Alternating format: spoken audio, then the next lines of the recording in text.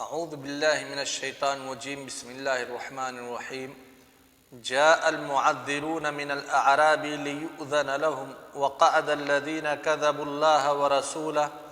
سيصيب الذين كفروا منهم عذاب أليم ليس على الضعفاء ولا على المرضى ولا على الذين لا يجدون ما ينفقون حرج إذا نصحوا لله ورسوله ما على المحسنين من سبيل والله غفور رحيم ولا على الذين إذا ما أتوك لتحملهم قلت لا أجد ما أحملكم عليه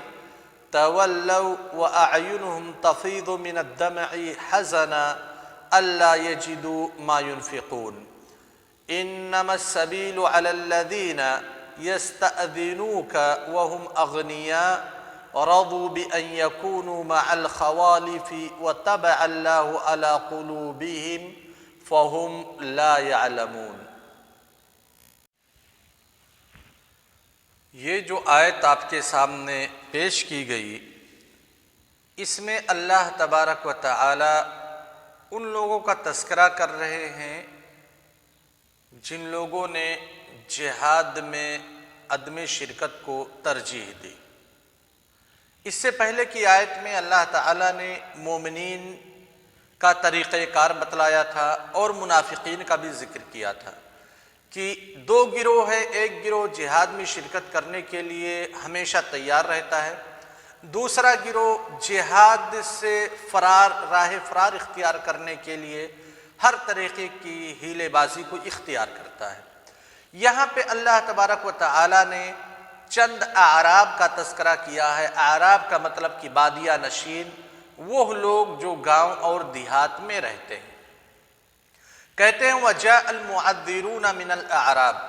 المعذرون معذر کی جمع ہے، اور معذر کا دو معنی یہاں پہ مراد لیا جا سکتا ہے۔ معذر کا پہلا معنی المعتذر کے معنی میں، المعتذر جب المعتذر کے معنی میں معذر کو مراد لیں گے تو مطلب ہوگا کہ وہ لوگ ایسے عذر پیش کرتے ہیں جو اعذار قابل قبول ہیں، یعنی جن کے پاس حقیقی طور پہ عذر ہوتا ہے وہ اس عذر کو پیش کرتے ہیں اور وہ عذر مقبول ہے۔ یہ کب؟ جب المعذر کو المعتذر کے معنی میں مراد لیں گے۔ دوسرا معنی کہ المعذر المعتذر کے علاوہ ہے، یعنی الاعتذار کہا جاتا ہے جس کے پاس عذر مقبول ہو، وہ جب عذر پیش کرے تو اس کو اعتذار کہا جاتا ہے، معتذر کہا جاتا ہے۔ اور معذر ایسے شخص کو جس کے پاس عذر مقبول نہ ہو، یعنی جس کا عذر قابل قبول نہ ہو، تو دونوں معنی مراد لیا جا سکتا ہے۔ اور مفسرین کرام نے دونوں معنی مراد لیا ہے، بعض نے یہ معنی مراد لیا، بعض نے وہ معنی مراد لیا۔ لیکن اگر سیاق کلام ہم دیکھیں تو المعذرون کو معتذر کے معنی پہ محمول نہ کر کے معذر کے معنی پہ ہی محمول کرنا درست نظر آتا ہے، کیونکہ جن کے پاس حقیقی عذر ہے وہ جہاد میں شرکت، جہاد سے پیچھے رہنے یا جہاد میں عدم شرکت کی اجازت کی انہیں ضرورت ہی نہیں ہے۔ جن کے پاس حقیقی عذر ہے، اگر بیمار ہیں، کمزور ہیں، ضعیف ہیں، تو پھر ایسے لوگوں کے لیے ضروری نہیں کہ وہ اجازت طلب کرے، کیونکہ ان کے پاس حقیقی عذر ہے۔ اور اس آیت میں تذکرہ ہو رہا ہے کہ نبی کریم صلی اللہ علیہ وسلم سے لوگ آ کر کے جہاد میں عدم شرکت کی یا جہاد سے پیچھے رہنے کی اجازت طلب کرتے ہیں، اور اس کے لیے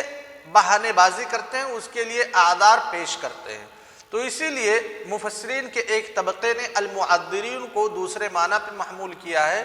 کہ ایسے لوگ جو عذر واہی پیش کرتے ہیں، ایسے بہانے پیش کرتے ہیں جن کی کوئی حقیقت نہیں ہوتی اور جو قابل قبول نہیں ہوتے ہیں۔ تو کہتے ہیں وَجَاءَ الْمُعَذِّرُونَ مِنَ الْأَعْرَابِ، دیہاتیوں میں سے، بادیہ نشینوں میں سے بعض لوگ عذر پیش کرنے کے لیے آپ کے پاس آتے ہیں اور عذر پیش کرتے ہیں، یعنی حقیقتاً ان کے پاس کوئی عذر نہیں ہے، لیکن ہیلہ بازی کر کے، بہانہ بازی کر کے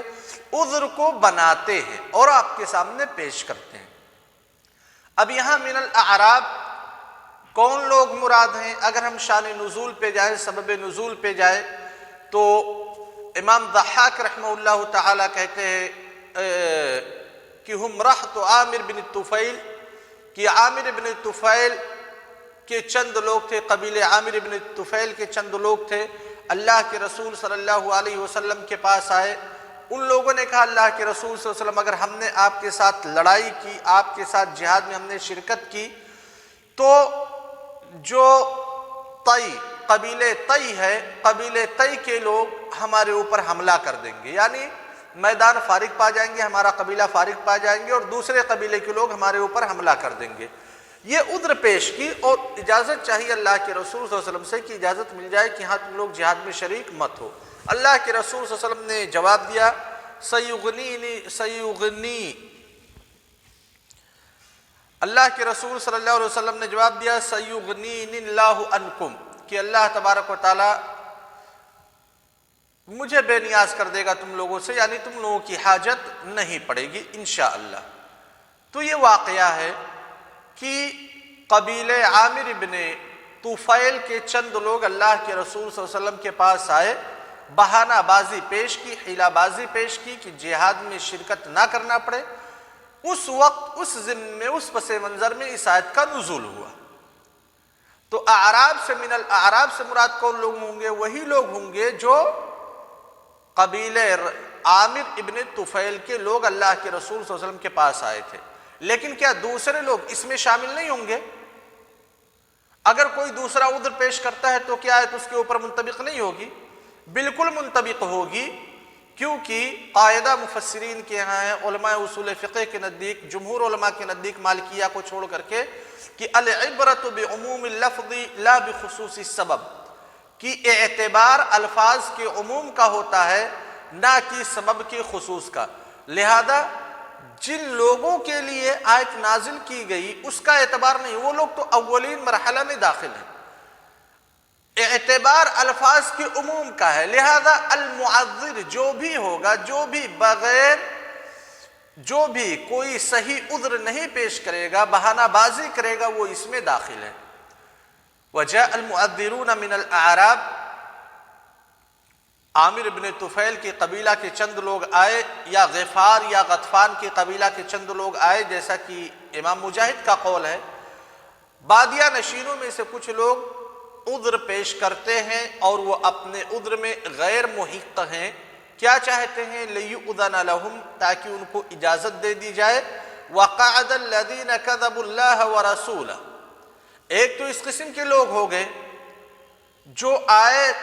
رہے ہیں آپ کے پاس، عذر پیش کر رہے ہیں اور آپ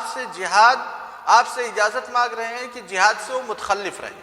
جہاد سے پیچھے رہیں، ایک ایسے قسم کے لوگ ہیں۔ وَقَعَدَ الَّذِينَ كَذَبُوا اللَّهَ وَرَسُولَهُ، اور ایک ایسے قسم کے لوگ بھی ہیں جو اللہ اور اس کے رسول کی تکذیب کرتے ہیں، اللہ اور اس کے رسول کو جھٹلاتے ہیں، یہ منافقین ہیں، کیونکہ یہ لوگ زبان سے تو اقرار کرتے ہیں لیکن اللہ کے رسول صلی اللہ علیہ وسلم کی دعوت پر لبیک نہ کہہ کر کے اپنے حال سے نبی کریم صلی اللہ علیہ وسلم کی تکذیب کرتے ہیں اور اللہ تعالیٰ کی تکذیب کرتے ہیں۔ وَقَعَدَ الَّذِينَ كَذَبُوا، قعدہ کا مطلب بیٹھنا، ایک جگہ پہ سکونت اختیار کرنا۔ قعدہ یہ خروج کے بالمقابل ہے، قعدہ بھی استعمال ہوتا ہے، جلسہ بھی استعمال ہوتا ہے، لیکن دونوں میں ایک بنیادی فرق ہے قعدہ اور جلسہ میں۔ وَقَعَدَ الَّذِينَ كَذَبُوا اللَّهَ وَرَسُولَهُ، اور وہ لوگ بیٹھے ہوئے ہیں جن لوگوں نے اللہ اور اس کے رسول کی تکذیب کی، یعنی جہاد میں شریک نہیں ہوئے۔ سَيُصِيبُ الَّذِينَ كَفَرُوا مِنْهُمْ عَذَابٌ أَلِيمٌ، تو انتظار کیجئے ایسے لوگوں کے لیے اللہ تبارک و تعالیٰ نے دردناک عذاب تیار کر کے رکھا ہے۔ اب دو چیزیں اس آیت میں ہیں، ایک بیان کیا گیا کہ جن لوگوں نے اللہ اور اس کے رسول کی تکذیب کی وہ بیٹھے ہوئے ہیں، اور اس سے پہلے بیان کیا گیا کہ کچھ لوگ عذر پیش کرتے ہیں۔ علامہ ابن جریر طبری رحمہ اللہ تعالیٰ نے اور ابن کثیر رحمہ اللہ نے المعذرون کو المعتذرون کے معنی پہ محمول کیا، یعنی ان لوگوں کے پاس حقیقی عذر ہے، صحیح عذر ہے، یہ اچھے لوگ ہیں۔ کیوں؟ سیاق آیت کو دیکھتے ہوئے کہتے ہیں کہ اس کے بعد جو دوسری قسم کے یعنی برے لوگ ہیں ان کا تذکرہ آیا ہے کہ یہ لوگ جہاد سے متخلف ہو کر کے اپنے گھروں میں بیٹھے ہوئے ہیں، لہذا اس کا تقاضا یہ ہے کہ پہلے اچھے لوگوں کا تذکرہ آئے، یعنی جن کے پاس آثار مقبولہ ہیں وہ آثار مقبولہ کو رسول صلی اللہ علیہ وسلم کے پاس لا کر کے پیش کرتے ہیں تاکہ انہیں اجازت مل جائے۔ یہ ابن جریر طبری اور ابن کثیر رحمہ اللہ کا یہاں پہ قول ہے۔ اس کے بعد اللہ تبارک و تعالیٰ ارشاد فرماتے ہیں لَيْسَ عَلَى الضُّعَفَاءِ وَلَا عَلَى الْمَرْضَى وَلَا عَلَى الَّذِينَ لَا يَجِدُونَ مَا يُنْفِقُونَ حَرَجٌ لَيْسَ عَلَى الضُّعَفَاء، کمزور لوگوں کے اوپر، یعنی لَيْسَ عَلَى الضُّعَفَاءِ حَرَجٌ، کمزور لوگوں کے اوپر کوئی حرج نہیں ہے۔ کس میں حرج نہیں ہے؟ کہ جہاد سے اگر وہ متخلف رہنا چاہتے ہیں، جہاد میں شریک نہیں ہونا چاہتے تو کوئی مضائقہ نہیں ہے۔ لَيْسَ عَلَى الضُّعَفَاء، کمزور لوگوں پر کوئی حرج نہیں ہے، یعنی ان اعذار کا تذکرہ چل رہا ہے جو اعذار مقبول ہیں جہاد میں عدم شرکت کے لیے، جہاد سے پیچھے رہنے کے لیے جو اعذار مقبول ہیں ان اعذار کا تذکرہ چل رہا ہے۔ لَيْسَ عَلَى الضُّعَفَاءِ حَرَجٌ، یعنی کہ کمزوری، بیماری، جسم کی نحافت، جسم میں کمزوری، کوئی حرج نہیں ہے، کوئی مضائقہ نہیں ہے ایسے لوگوں کے لیے۔ اس کے بعد ولا علی المرضى، اگر کوئی بیمار ہے تب بھی جہاد میں شریک ہونا اس کے لیے ضروری نہیں ہے، گویا کہ یہ اصحاب اعذار مقبولہ ہے، ان لوگوں کا عذر مقبول ہے جو کمزور ہے، جو مریض ہے۔ ولا علی الذین لا یجدون ما ينفقون، ایسے ہی قلاش لوگوں کے اوپر، فقیر لوگوں کے اوپر، ان کے پاس خرچ کرنے کے لیے کچھ نہیں ہے، خرچ کرنے کے لیے مطلب ہتھیار خریدنے کے لیے کچھ نہیں ہے، سواری کے لیے کچھ نہیں ہے، راستے میں جائیں گے کھانے پینے کے لیے کچھ نہیں ہے، تو ایسے قلاش لوگ، بیمار لوگ، کمزور لوگوں کے اوپر کوئی حرج نہیں ہے۔ کب تک؟ اذا نصحوا للہ ورسولہ، جب تک یہ لوگ اللہ اور اس کے رسول کے لیے خیر خواہی کرتے رہیں۔ یہاں پہ خیر خواہی کرنے کا مطلب یہ ہے کہ اللہ تبارک و تعالی اور رسول صلی اللہ علیہ وسلم کی نصرت اور ان کی مدد ان کے دلوں میں رہنی چاہیے۔ تڑپ ہے ان کے دل کے اندر جہاد کی، لیکن پریشانی ہے نہیں جا سکتے۔ ما علی المحسنین من سبیل، جو لوگ احسان کرنے والے ہیں، یعنی ان کے دل کے اندر اللہ تبارک و تعالیٰ کی تڑپ ہے، محبت ہے، جہاد میں شرکت کی چاہت بھی ہے، لیکن اعذار ہے، ان اعذار کی بنیاد پہ شرکت نہیں کر پا رہے ہیں، تو ایسے لوگ محسنین ہیں۔ ما علی المحسنین من سبیل، اللہ تبارک و تعالی محسنین